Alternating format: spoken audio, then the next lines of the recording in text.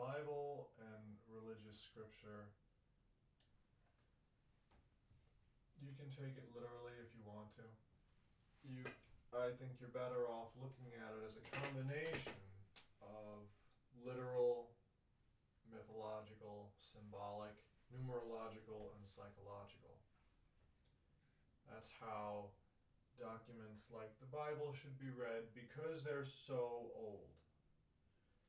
And they have had so much work done on them, translations. The people who wrote these materials aren't around anymore, and the people who wrote these materials are also human beings with cultural and psychological biases of their own. So when you analyze something, you can't help but put your own essence into it. So what I want to share with you today is some truth that you can take with you regarding the expanded story of the Bible, where the God of the Bible, Yahweh, is not the highest God. It's a creation of higher beings.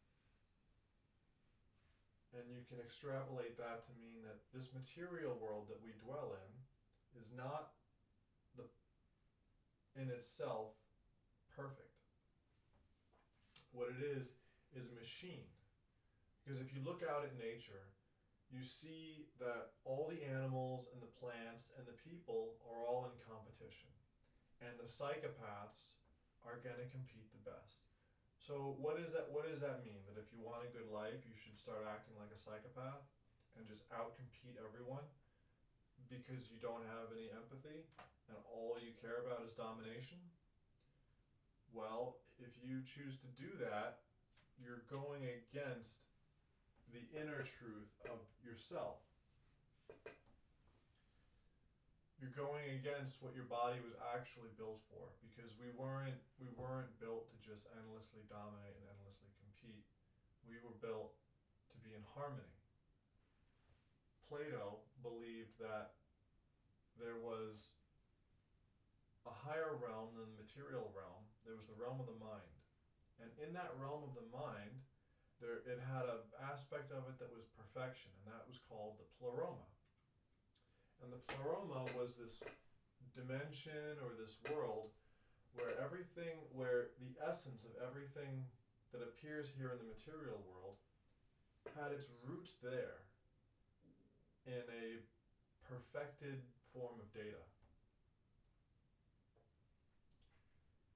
And that the physical world was a manifestation of things in the pleroma. And now the ancient Gnostics, as you can see here, they believed in these higher beings than Yahweh. The Gnostics believed that the highest being was the ultimate paradox, the unknown, the unknowable spirit, the source of creation, the highest light of all things. And then that highest light had a first thought, and that first thought was something called the Barbello. And from the Barbello came depth and silence, mind and truth. And these are beings called aeons that dwell in the light of the highest creation, and they create their own worlds. And then they created other beings, they created their own worlds. And then they created these other beings that created their own worlds, and they created these other 12 aeons with Sophia, wisdom, who was married to Thelatos, which was perfection. And so what wisdom did is chose to do her own thing outside of the knowing of the other aeons. Or perhaps they allowed her to do this, being that she was the youngest of the aeons, and the aeons are all powerful. So Sophia went and created created war, basically. Otherwise otherwise known as Yahweh, who could also be seen as domination, or perhaps individuality itself. Because what individuality requires of you is that you dominate yourself and separate psychologically from other people. It demands that you stop being a child, stop looking out at the world to identify with your tribe, with the people around you, with the material world itself, and you have to go inwards, and then you have to gain domination over your lower drives. Sex, lust, greed, the 7 deadly sins and the 7 virtues are the framework for this, as ChatGPT explained in a previous conversation. And this is the recipe. What this is a psychological recipe. What you're doing is you're baking a cake. And this is the cake of becoming God. Now, what is really important to notice here, I think, is that depth and silence, mind and truth, are the first and highest of the aeons. So this is where the idea of sitting in silent meditation comes from. Because the material world, especially today with the consumer hell that we live in, is constantly trying to infiltrate your mind and control you, right? That's what our rulers want to do, is they want to control everyone. What they don't want is us individuating and then getting organized amongst ourselves. That's what they don't want. Because for them, then, the game is up. Nobody cares what they say, what they do, what they're trying to sell us, what's on the news, what to wear, how to think. Nobody will care anymore.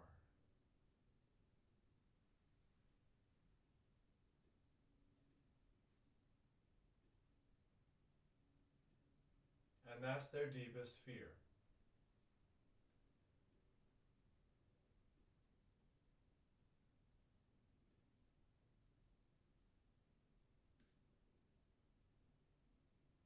That's why they constantly have to lie to us through the television. It's why they have to constantly try to incite jealousy and competition amongst all of us, is so that we continuously stay in a childlike state and we never ascend internally to becoming the masters of our own consciousness. Now, life has an essential nature. And the more in Taoism, they talk about how you need to dwell in the truth, you need to think true thoughts, you have to be a true person.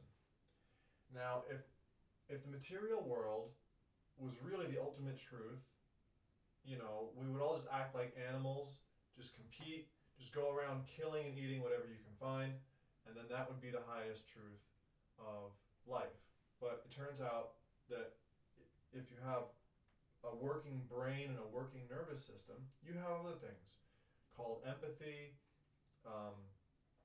understanding, you have emotions, and the more and more sensitive, the more and more completely functioning of a human being you are, if you haven't numbed yourself out by eating poison, by eating a ton, by being addicted to eating meat, by drinking alcohol and doing drugs and things like this. Oh, also a lifestyle of being a criminal and screwing people over. If you haven't done these things, you develop a very, very, very sensitive nervous system. And then you find that what you do to others, it gets reflected back onto you, and so you don't want to hurt anyone. You get to a point where you genuinely don't want to hurt people. And so why would a function like that be so deeply built into the human system if we were really just built to compete? If we were really just built to compete, then people wouldn't function the way they do.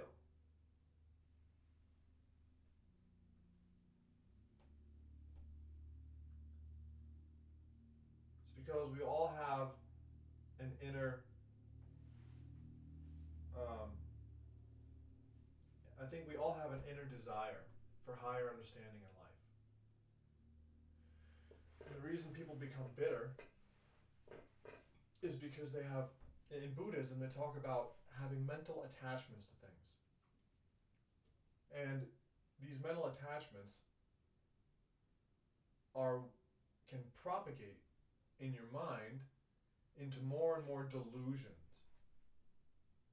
based on, oh, this person stole this from me, if I don't get this, I'm not going to survive, blah, blah, blah, blah, blah, blah. But if we were supposed to survive forever, why is it that we die? And then why would there be this huge fear of death in the first place? Why wouldn't life evolve creatures that don't care about dying if dying is part of the functioning of life itself? So we are paradoxes. We are literally paradoxes. Our whole system is paradoxes built into this material world. We're already in it, but not of it, just in our basic nature. Unless you're a psychopath, and then you're basically a robot. You are a robot.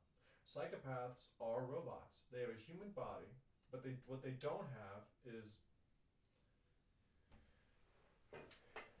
either if what they don't have is a soul that's running the human body, or they have such a damaged brain and nervous system that they don't function as a fully functional human being. And this is what psychopathy is. And psychopaths are not inherently driven towards violence. It's just domination. They're just machines acting out the behaviors of a human animal without any of the higher nervous system functions coming into play. Of course, they have enough intelligence to where they won't outright, expose themselves, because if chances are they were raised by people who have, who live in a culture, so they assimilate to the culture that they live in, so that they know they can acceptably get by and whatnot. But there's a lot of, you have to really study psychology for a long time, and you have to self-analyze for a long time, and you have to analyze other people for a long time, probably spend 10 or so years journaling every day about your social experiences and all the nuances of them before you really start to get this, and you can really start to separate children in adult bodies from psychopaths, from sociopaths, from fully functioning people, of which there are very few. Very few. There are very, very, very, very, very, very, very few fully functioning people currently alive on Earth. And they don't do well in society, because society is full of lies. And that's why psychopaths do so well here, is because society is mostly comprised of children in adult bodies who are ruled by psychopaths. That's what society is. All right, because you got to remember, okay, the God of this world, according to all the major religions, is a being called Yaldabaoth, which is a domination, a war god. It's a god of individuality. Throughout the Bible, in the Old Testament, constantly screaming, I'm the only God, there are no other gods but me, all that matters is me. That's the God of the Bible. Do what I say, do what I want, or I'm going to destroy you. That's the God of the Bible. That's the God of this world in its current paradigm. He has creations. This God has children, and then he destroys all of them when they don't do what he wants. He kills his own children. His children kill his other children. He creates Adam and Eve, and then Cain kills Abel. This is all, and it's all fucked up. It's all completely fucked up. It's a big fucked up family. And that's, so Adam is the eldest son in this instance now, from a fucked up creator God that's a fucked up corrupted creation by wisdom.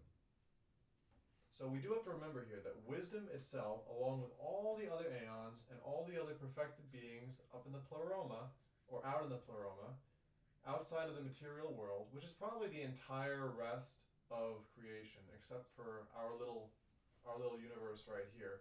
The entire rest of creation is functioning in harmony with the Great Spirit, as the Native Americans would say. Which basically makes Earth hell, and all of us are demons. And the animals are all super demons.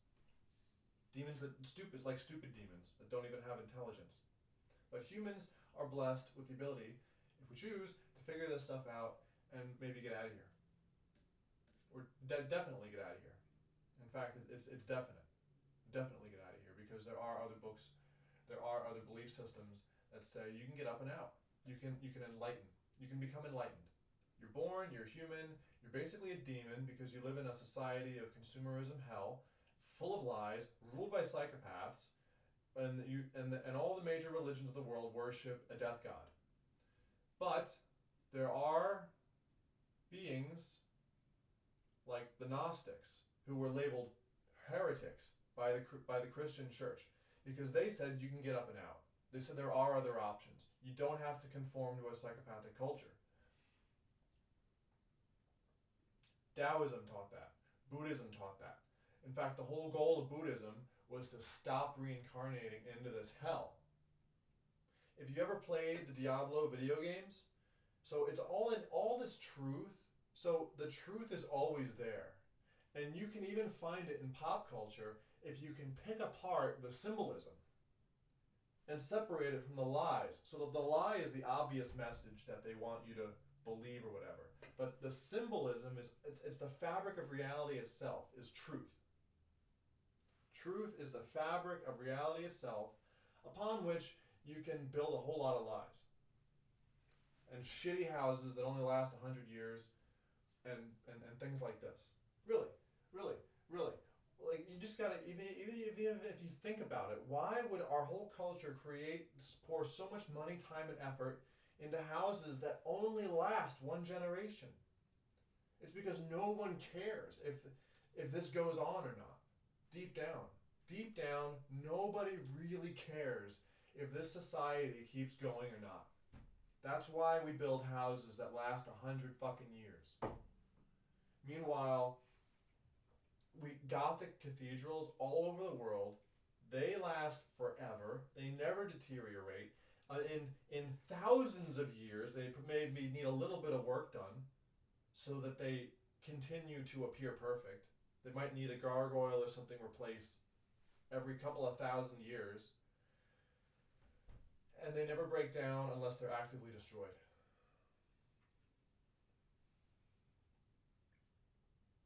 You have to look at these things symbolically. And you have to be like, I wonder why that's the way it is. I wonder why it's like that. Now, what I had wanted to say before,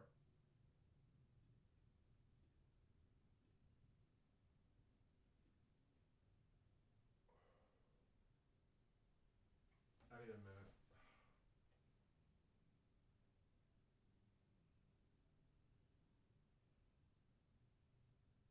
So what I wanted to say before was that there is a way up and out. And that way up and out is to follow the hints and the breadcrumbs that have been left for us by, you can call them religions, but the word religion is a Latin word, comes from religare, and religare means to go over again. And when you go over something again and again and again and again, You develop a deep knowledge of that thing and you find the truth about it. That's what religion is. But religion in our corrupted, psychopathic, sick cultural world has been corrupted to mean this, someone gives you a book and then you don't even read the book, you just walk around trying to get other people to read the book. It's a Ponzi scheme. It's a pyramid scheme where no one knows the substance of anything that's going on inside their actual religion, and they just go around trying to convert people without having ever deeply thought about it. And that's how you get institutions like a false, like the church.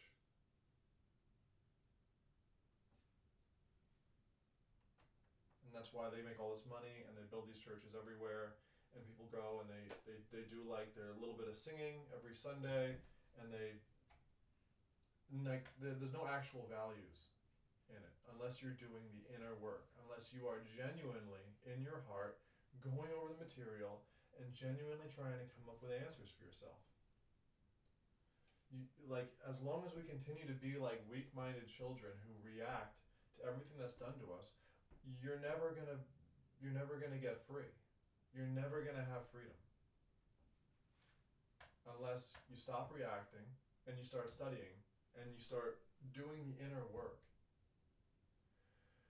And prayer is a real thing. Now, you have to really pray, but you have to do it inwardly.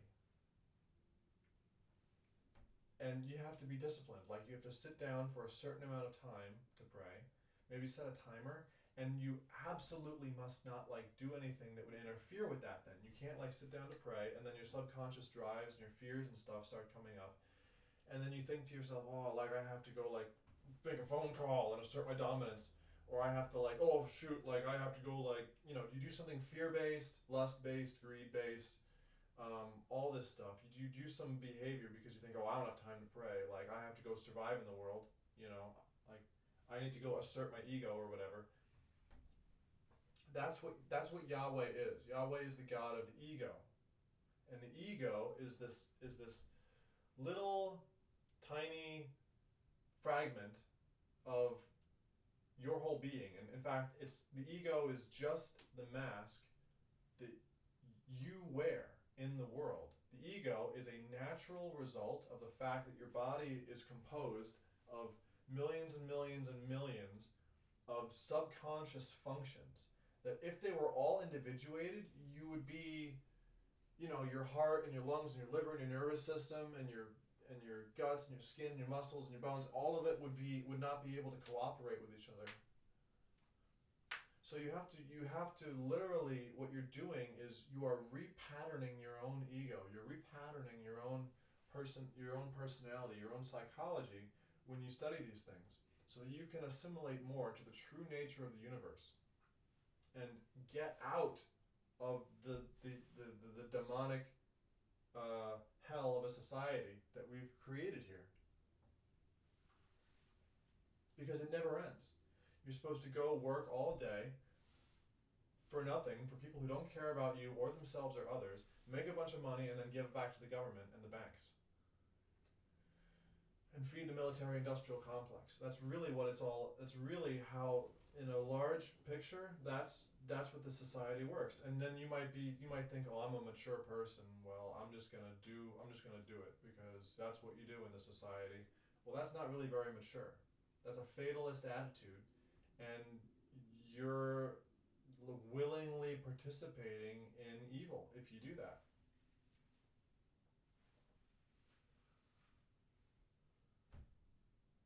You're choosing to live with your head in the sand.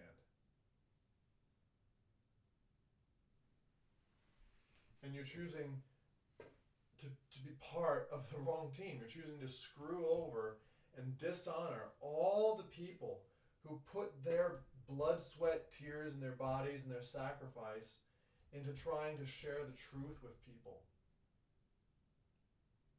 You're dishonoring all of them if you choose to be this way. So you have to wake up. If you have the capacity to wake up, you have to wake up.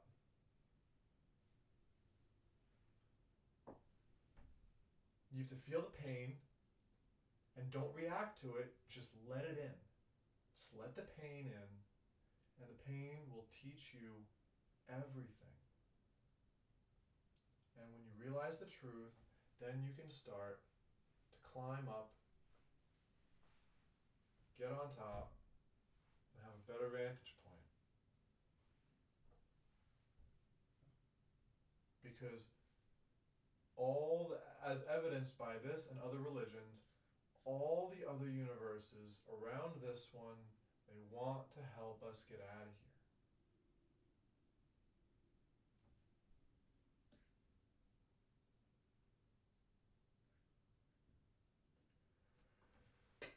And that's where, if you have any money, that's where you should be putting it.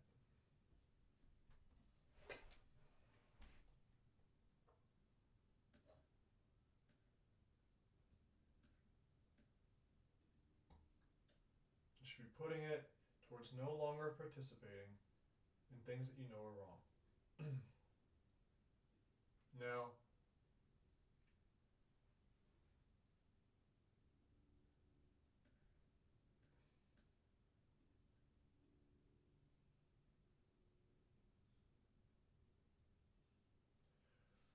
so depth and silence, mind and truth.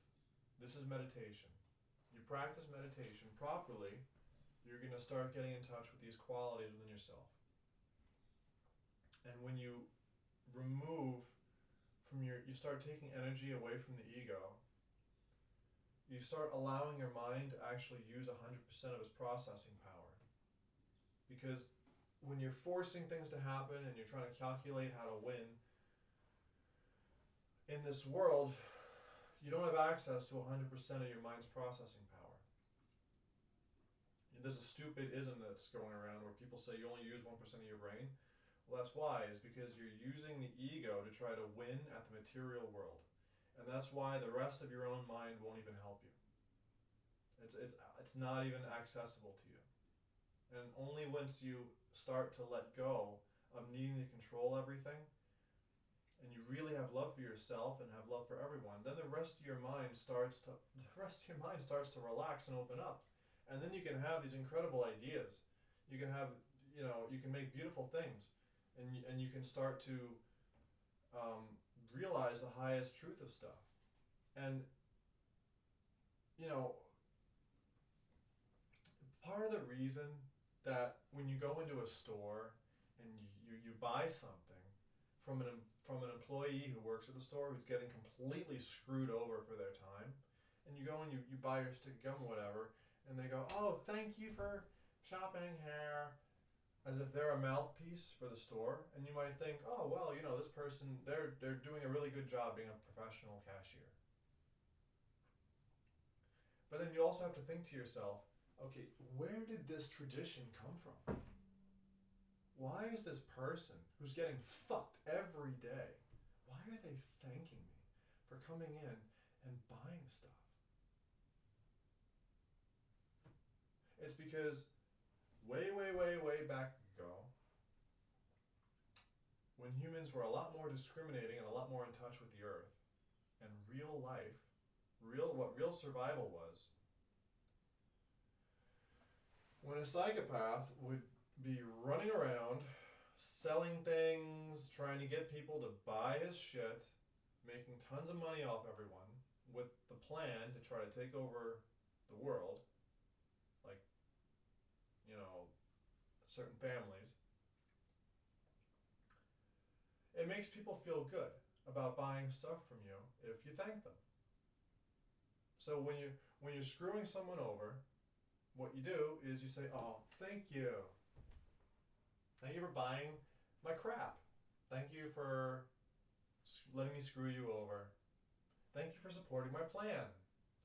That's why people are so polite. And now that fucking weird, so just think about that. The function of politeness is to make someone else feel good about getting screwed over when they don't know. Think about that. Think about every single time you've called someone out on their bad behavior. What do? They say, "That didn't happen. I'm offended. don't talk to me anymore. And they run away. And what do they run away to go do? They run away to go continue their plans. But you already have the evidence, so maybe you'll see them in court later.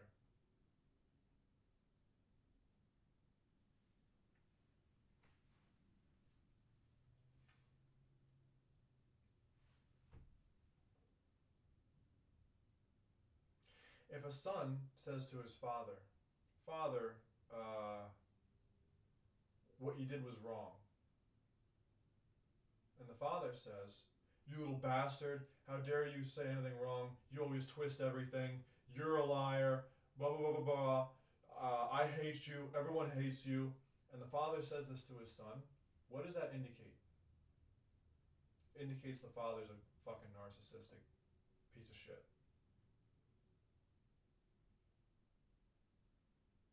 That his biggest fear is the fact that he's never dealt with his own feelings of aggression. He's never dealt with the way that he's been screwed over by society, by his own family. And what he's going to try to do is pass that pain on to you so that you have to learn how to deal with it. That's what makes for a narcissistic parent. They're in pain, or maybe they're psychopaths. For whatever reason, parents don't have empathy, and they abuse their children. That's why they do this, is because they're not aware of where they stopped in their own individuation process.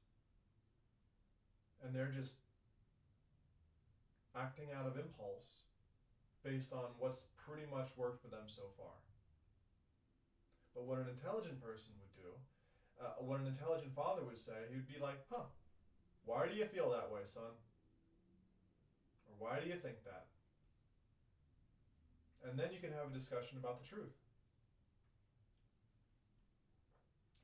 But I think in today's world, that basically never happens.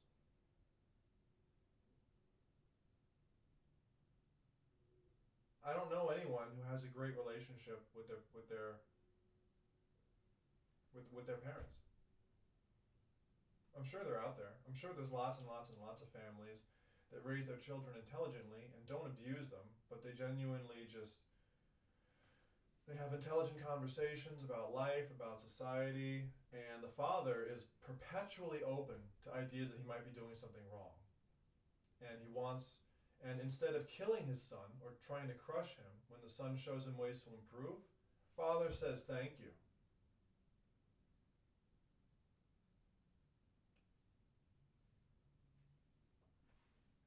But of course, you have like the God of the Bible, who's the Father, right? And this is the kind of father that says, like, I know everything, there are no other gods but me. My ego is the end all be all, the alpha and omega of creation. My ego or I'm going to crush you. And then salt the earth and punish the next 7 generations of your children. That's the kind of God the God of the Bible is. And where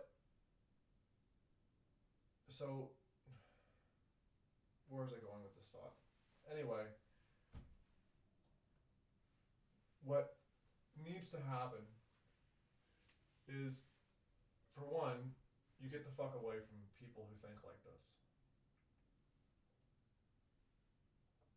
2, you start to study all the things that were removed from the Bible that will actually give you perspective on why the Bible is the way it is. Even if you think about Abrahamism, like the big test for Abraham himself, all 3 of these religions are called Abrahamic religions because they all come from this being that Abraham worshipped. And this being made itself known through Abraham and Muhammad and whoever else. So what you need to do, what the big test for Abraham was in the Bible was, you need to kill your son for me. And Abraham was like, yeah, sure. I'm an obedient, unthinking, mindless machine servant of this big ego that's telling me to kill my son. Let me go ahead and do it. And then at the last second, God says, "Oh, I was joking. Like, don't kill your son. Maybe we can use him."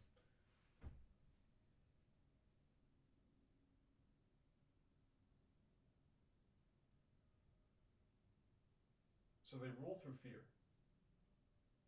And this whole society is built on fear-based decision making. I'm the only person I know who's left my hometown to explore the whole world.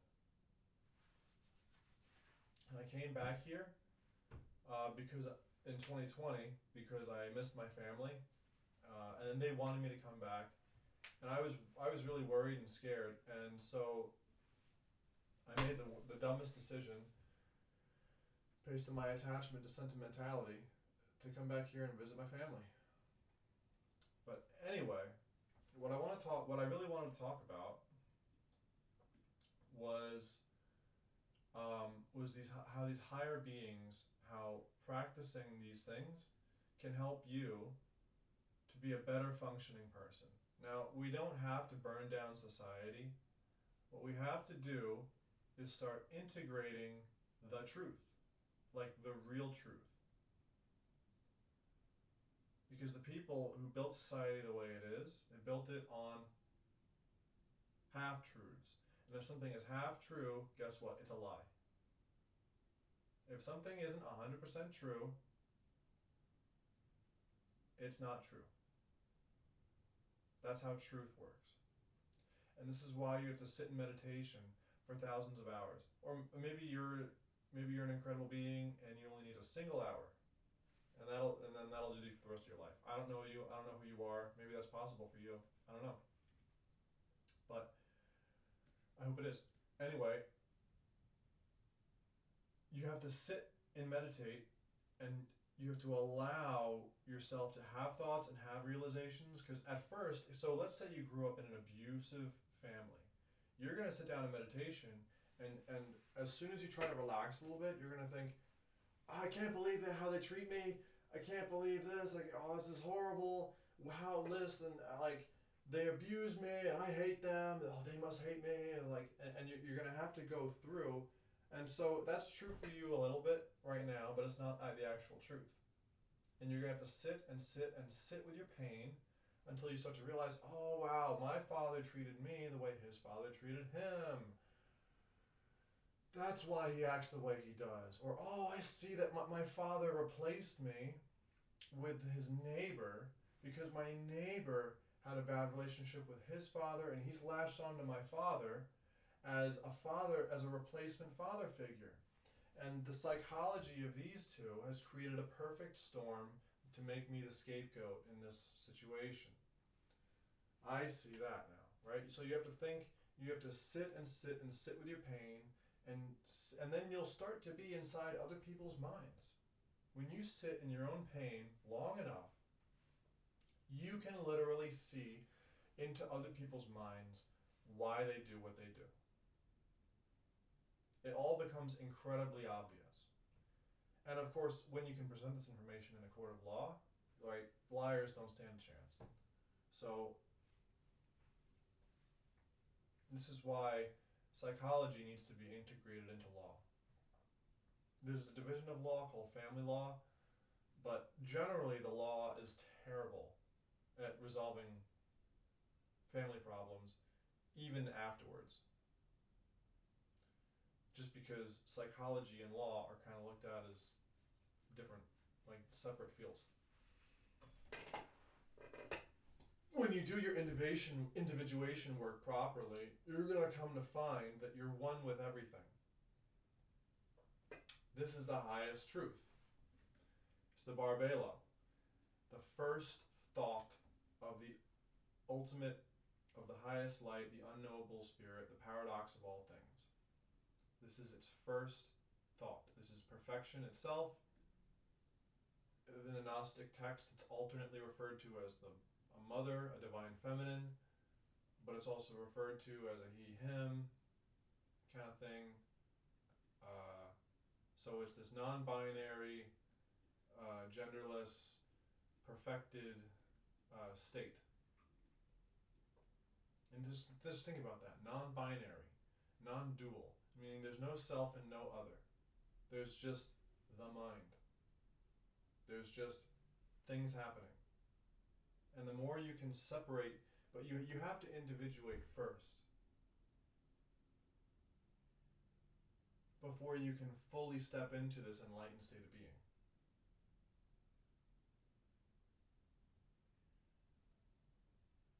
Where you can realize there's no self and no other. Because one of the biggest questions is, if all is perfect, if silence, depth, mind and truth, life and the word, and man and the church, and the world, and the animals and the plants are all one, why is the world full of violence and competition? Why is the entire world optimizing itself? What's it optimizing towards? What it's optimizing towards is the truth. And if you do that, you'll be aligned with the rest of the world. But you also have to individuate towards who you really are. Like, you were born in this body for a reason, right? But you're not your body. Therefore, you're not your personality. You are fundamentally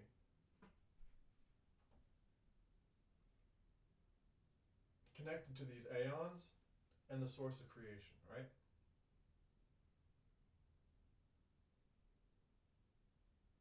So you have to think about these things.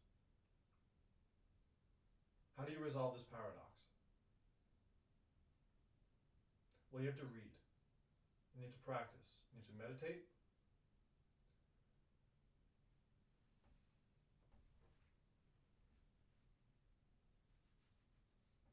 And then you have to choose what to participate in.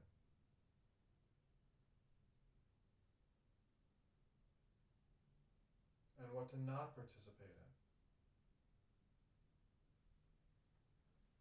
And you gotta learn how to say no to those things that you don't want to participate in. You gotta learn to, in the Bible, Jesus says, if your left hand should cause you to sin, cut it off and throw it away. Better than lose your hand than your whole body, right? If your right eye should cause you to sin, gouge it out, throw it away without hesitation. Better to lose your eye than to lose your whole body, etc., right? So what he really meant by that is you have to cut off your attachments as quick as you can. Because the longer you stew in them and the longer you continue to make bad decisions and you continue to go against your innermost integrity, you're actually inviting corruption into yourself and causing yourself to become more and more confused. So this is why there are no victims, there are no abusers, and ultimately there are no winners and losers.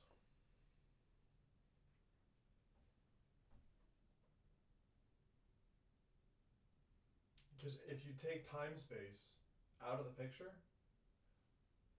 what you have is infinity.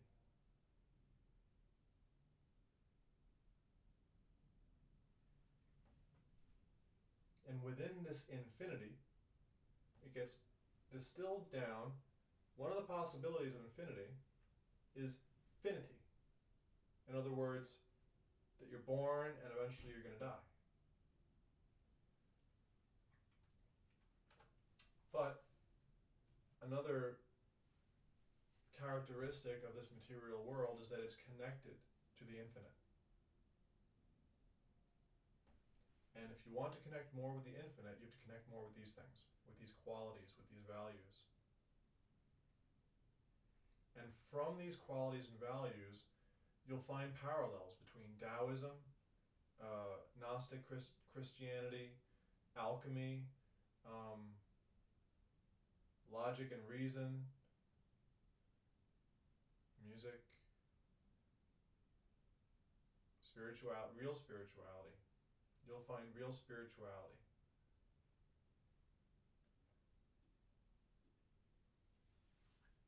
And then you can become, you won't have to worry about being cisgender or non-binary. You can become what I would refer to as a Renaissance person, where all you're interested in is feeling better, doing better, thinking better, knowing better, living better.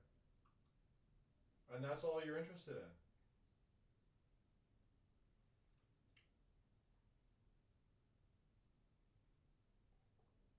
So, and if you do that, you're headed in the right direction. And it is a process. Because you have to ask yourself, how would a creature in the material world somehow eventually translate to the infinite?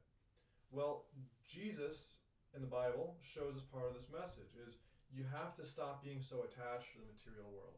And you have to do it while you're still here. You have to not give a shit. That's what greed and lust and jealousy and hatred, all of these things are heavy, dense feelings that tie into psychological attachments you have where you give a shit too much about the material world. And it's weighing you down, and it's going to cause you to try to gain over others.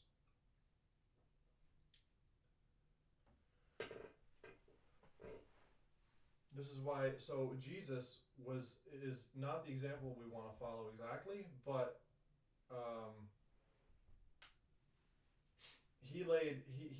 what his job was to be a teacher and to be an extreme example of what the opposite looks like in the world. And that's why everyone hated him. Him and his disciples rolled from town to town, basically just barely avoiding getting stoned to death. Every time the Pharisees were chasing him around, grilling him with questions, trying to confirm their biases and the gossip that they heard so that they could go to the police and have him arrested.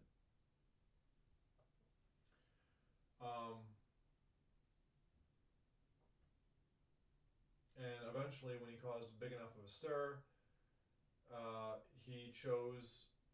he knew that it was his destiny to let them crucify him.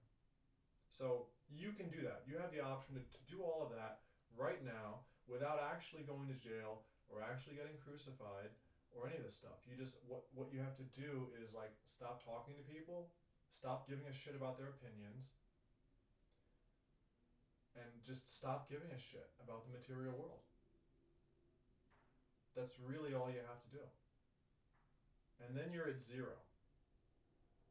When you genuinely don't care if you gain something or lose something in the material world, but you're only acting on the truth, and you're genuinely acting from the deepest part of yourself.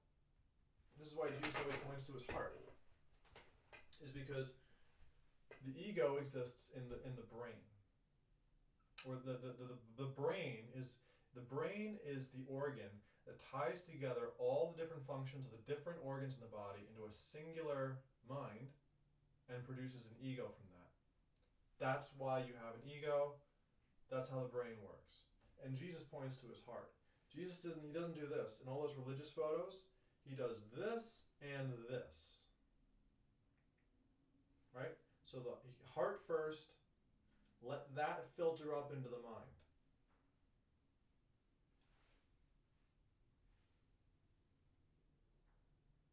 Heart first. You have to take your mind and you have to bring it down into your heart. Because it's your heart that produces actually a larger electromagnetic field than your mind and is more sensitive to reality itself. The mind is like this little spotlight that just focuses on one thing at a time, and you have to work it out over time to make it stronger and so it can hold more information and be aware of paradoxes and things that you have to be able to hold opposite concepts in your mind at the same time if you want to be enlightened. Like you have to hold the paradox in your mind of, time space is temporary, and this body might die someday, you know, or I could be hit by a meteor tomorrow, who knows? And the other paradox is that I'm going to exist forever. I was always here, and there's nowhere to go, nothing to gain, nothing to lose, and basically nothing is happening. And you have to be able to hold these paradoxes in your mind at the same time.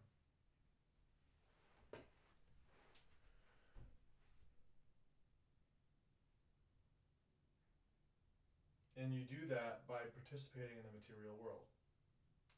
There's almost like a sexual tension that gets developed where you participate in your daily life, you resist the temptations of all the demons out there that are trying to get you to feel insulted, trying to crush you, trying to set you up, mock you, shame you, steal from you. They're also trying to be nice to you so that they can destroy you, so they can become your friend and destroy you, right? You have to use this tension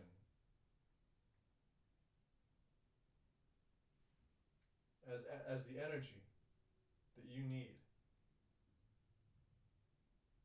to associate more and more with the infinite spirit that's inside you.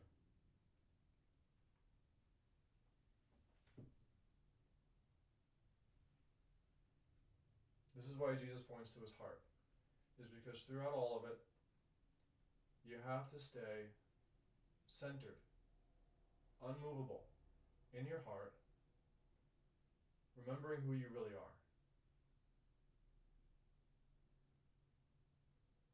He points to his heart, and then he points upwards. Because your mind needs to be informed by the data that you're getting from this, from your inward experiences and your inward realizations in the most sensitive part of yourself that's picking up on more data, because the ego is not picking up on most things. All the ego picks up on is something. Is this going along with my attachments, or is this threatening to my attachments? That's it.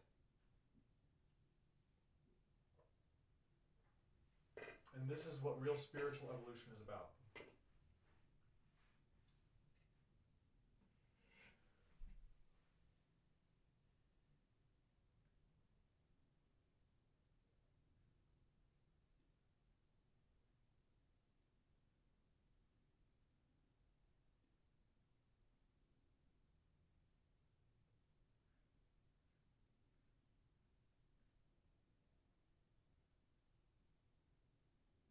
And now,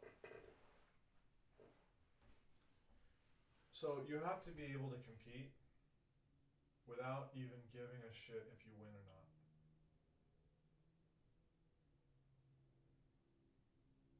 And if you can get into a competition knowing ahead of time what you're really fighting for, you're guaranteed to win.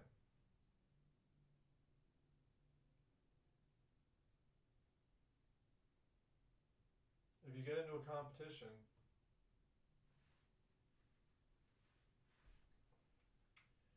based on you just want to fight, or you just want to see other people crushed,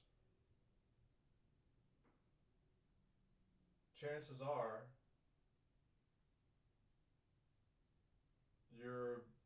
you might win, you might lose, or whatever,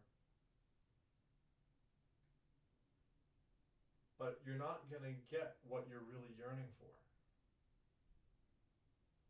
because the material world is like, it's like the Matrix, and we are organic robots. These material bodies, these are like, it's like in the movie Avatar, There was a so whenever something is true and strikes at the deepest part of something that's true in the consciousness of people, uh, it becomes extremely popular. Sometimes for a very short time, but sometimes for a long time. Like the Bible and stuff has been very, very popular for a very, very, very long time. That means there's profound truth in it. The movie Avatar came out a little while ago. I think it was in 2008 or so. James Cameron released that movie. In it, there's this alien race of beings on a perfect planet, and what humans do to interact with these alien creatures is they put themselves, they grow these bodies in a lab that are the alien bodies, and then they put themselves into a machine where they can remotely pilot an alien body so that they can appear as if they're one of the people on this alien planet.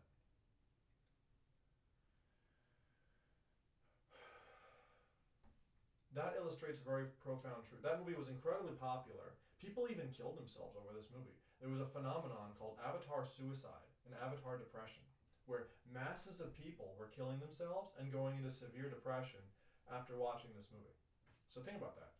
What are the psychological factors that would cause an event like that to happen? You know, people are just crazy. People are just easily emotionally influenced. Yes, but what trigger exactly, what button in a person's psychology was that movie pressing that caused people to react like this?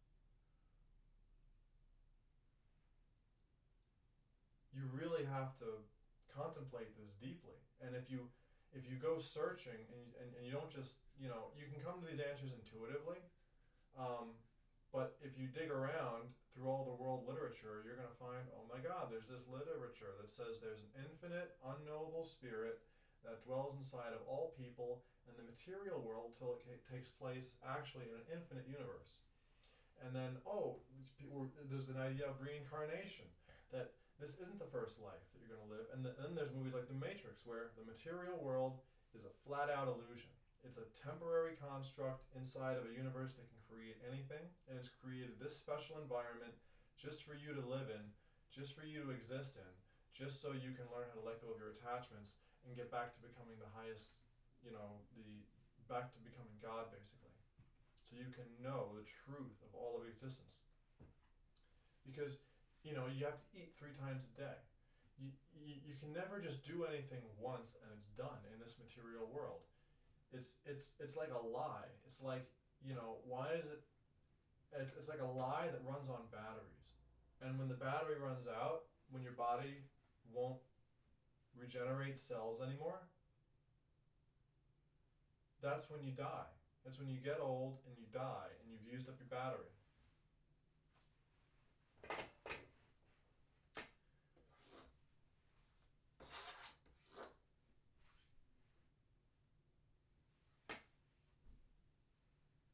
Now, it's like in the movie The Matrix, when Cypher chooses to go back into the Matrix and forget who he was so that he can eat the steak.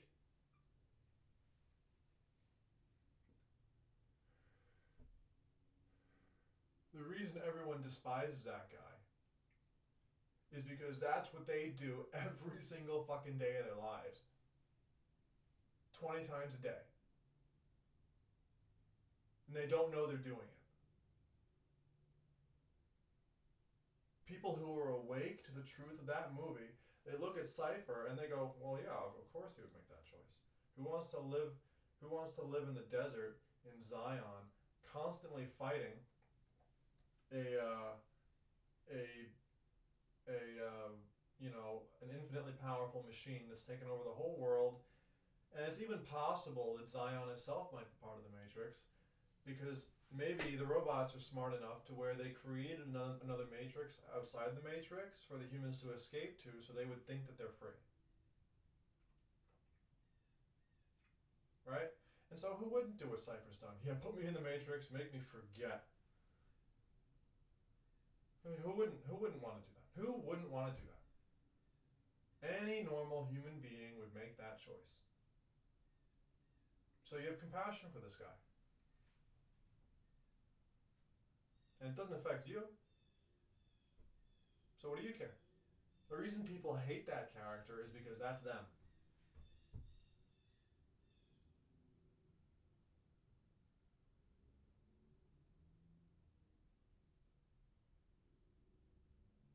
And when you hate someone else, that's you that you're hating.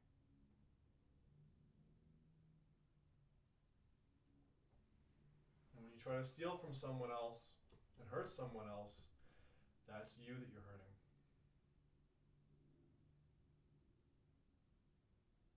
Think about that.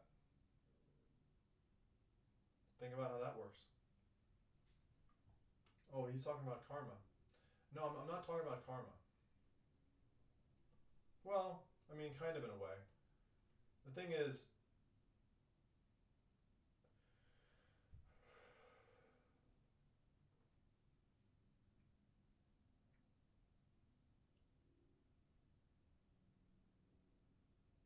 what is respect?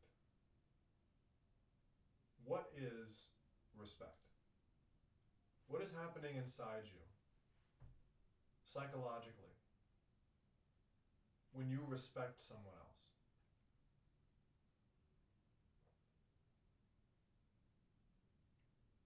I'm going to let you come up with your own answers on that one.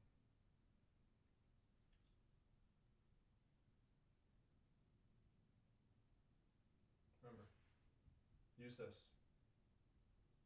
Bring it all down. And maybe you're in so much pain that you can't even do that. That you can't allow yourself to come down into your heart and come into a place where you just feel compassion for yourself, compassion for everyone, and you can start to open up, relax, and let go. Well, you're going to have to, there's something called EFT, which is tapping, and you can tap to help let go of trauma that's stored in your body, because your body gets frozen up when you go through experiences that destroy you psychologically. It causes you to freeze up. You become frozen in time, and then you have to come back into your heart.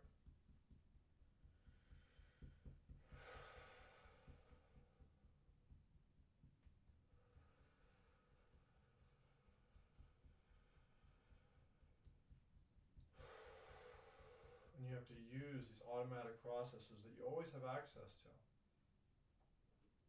let go of the trauma, to let go of these feelings that have become your default state of being. And when you can let go of those feelings that are your default state of being, and you can sink deeper and deeper into pure relaxation just for no reason, that's when the magic starts to happen.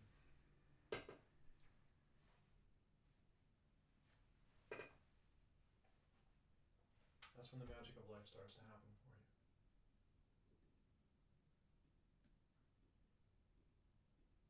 You can start to heal your body. You can allow yourself to open up to love.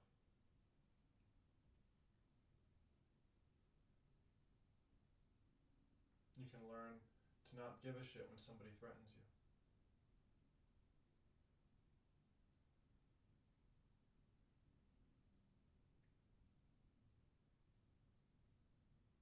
This is what it means to be a spiritual warrior. You're fighting the battle that really matters. You're not just fighting to win, to become king of hell so that you can get old and die with your little ego. A real spiritual warrior is someone who's fighting the big fight for a change in values.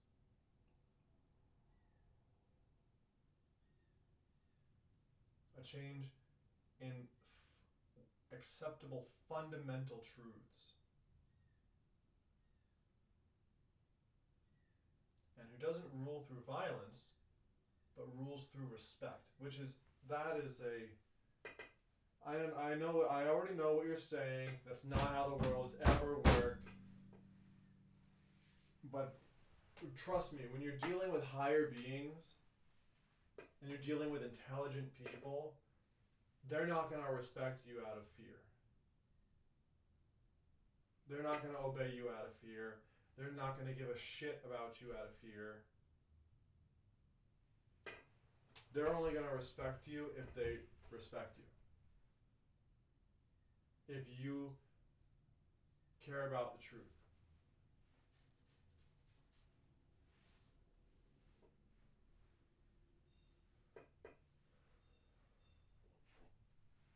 If you deserve to have authority because of what you know to be true and what you do. The capability, like, are you, like, the person that you would respect the least is someone who knows better and then does something shitty anyway, giving into their lower drives. That's another reason why everyone hates the character of Cypher in The Matrix. Like, it's funny because no one really hates Agent Smith. You usually think he's kind of cool. Even though you would think, he's the one everyone should hate the most. But people don't resonate with Agent Smith because he's a pure psychopath. He's a machine and a function of the Matrix. He was created by the Matrix and he wants to destroy the Matrix so he can get out. He's like the highest functioning form of psychopath that's possible for a human being. That's what Agent Smith is. And most people, they don't like see themselves in that. Most people, they don't see themselves in that. The ones who do, you have to kind of wonder a little bit about them. Also, just notice how everyone in the Matrix becomes a clone of Agent Smith at one point before Neo is able to destroy the whole thing. It's the fusion of Neo and Agent Smith that allows the Matrix to be reborn, but better this time. So, what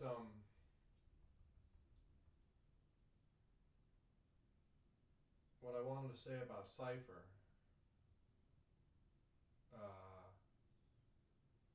everybody wants to be Neo. Everybody wants to be Neo. Everyone wants to see themselves as Neo. So what is Neo? Neo represents the soul.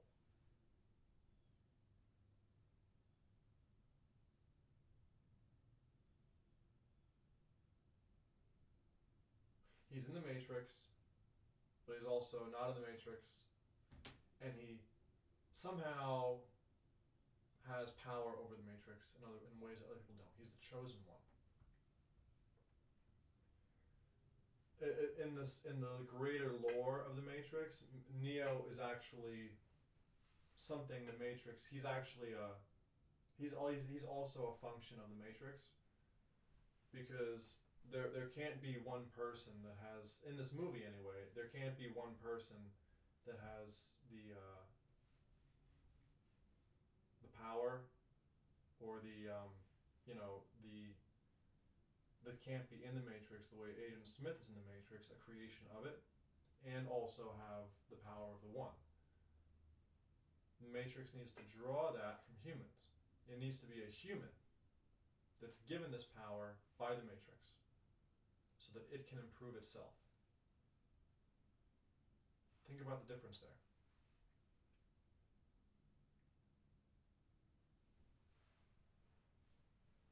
So think about what life has given you. What's the unfair advantage that life has given you that you can use to seek the truth and to reject what you don't want in your life? Within yourself, your own attachments. Maybe you've been building a business for 3 years, and in the 4th year, you realize, oh wow, I was only doing this because I wanted to be better than my father. Or I'm only doing this so that someday I can be comfortable. right? You need to have a higher purpose for doing things. Otherwise, nothing's really going to work out for you because you're not tapping into the depth of your own being for doing stuff. I was only doing this so I could copy somebody else.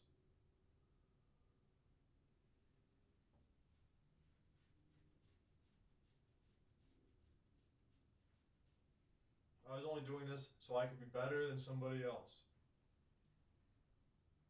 You know, thinking that way, you have to, what you want to do is compete with who you were yesterday. The reason I'm doing this is because I just feel that it's my purpose in life is to spread the truth and to spread things that I think are good. So that's why I'm running this extremely disorganized YouTube channel where I've had to overcome a tremendous amount of self-destructive programming just to get this far. Just to get to the point where I can even allow myself to have a YouTube channel and have this good little thing that I'm trying to grow. Because earlier in life, I would literally destroy my own journals. I would, you know, I wouldn't allow myself, I would write songs and then throw them away. And I hurt myself. And it was because of the programming that I was raised with. I was programmed to have ill will against myself because of the environment that I grew up in. And it took me a long time to overcome that. And I recognize that's true for a lot of people to some degree. Because if you're not focusing on developing who you are and developing the real truth of what you want to become in this world, you're acting with ill will towards yourself. You're trying to cover up your original spirit with someone else's things. And this is why it's not good to steal. This is why it's not good to go around bullying people. You know, this is why it's not good to go around trying to dominate other people. Is because you're covering up the immortal part of yourself by doing this.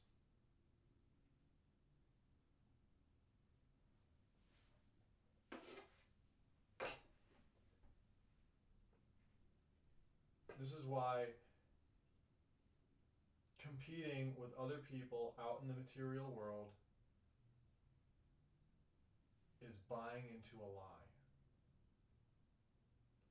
I hope any of this made sense to you. If it did, please leave me a note in the comments.